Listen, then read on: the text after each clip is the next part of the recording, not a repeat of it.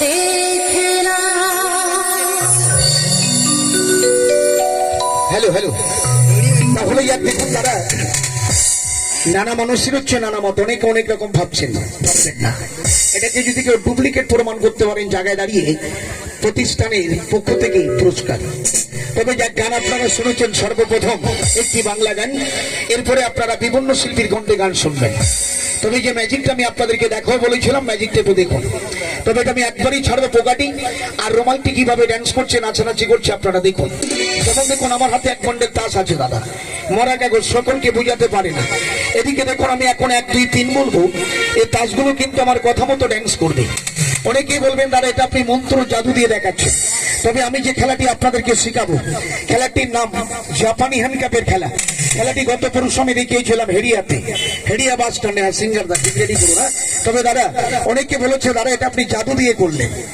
তবে দেখ, লক্ষ্য রাখুন, আমি যে খেলাটি আপনাদের শিখিয়ে দেবো, তবে আপনারা কিন্তু দেখাবেন কোথায়, অনুষ্ঠান বাড়ি, বিয়ে বাড়ি, ওকেশন বাড়ি থেকে দেখাবেন। এই তাস দিয়ে দেখতে পাবেন স্যার, ডালিয়া ফুল, সূর্যমুখী ফুল, রজনীগন্ধা ফুল, বিভিন্ন আইটেম আমি কাঠ দিয়ে এই তাস দিয়ে বানিয়ে দেখাবো। আবার এই তাসটাকে বলুন নাচো, আবার এটাকে নাচান, এই তাস কিন্তু ডান্স করবে। চলো ধীরে, আবার দেখান, ফাঁকা কিন্তু খালি।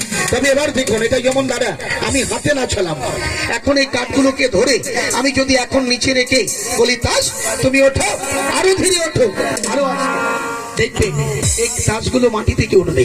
তবে গান বাজনা শুনছেন সবই ঠিক আছে দাদা, আমরা একটা প্রতিষ্ঠানে দাঁড়িয়েছি, এই প্রতিষ্ঠানের এরকম 5খানা টিম আছে, এই প্রতিষ্ঠানের এরকম 5খানা টিম আছে। তবে এদিকে লক্ষ্য রাখেন বাবু সাহেব, ভারতবর্ষে বিভিন্ন প্রান্তে আমরা প্রচার পাবলিসিটি করে থাকি। তবে এই দোকানটাই যে এই প্রতিষ্ঠান, এই দোকানটি বাবু ম্যাজিক আমি দেখাই, কিন্তু বাবু সাহেব দোকানটা আমাকে দেখাশোনা করতে হয়। তবে এই টিমে এদিকে লক্ষ্য রাখেন, এই 5খানা টিমে যে হেড, যিনি পরিচয়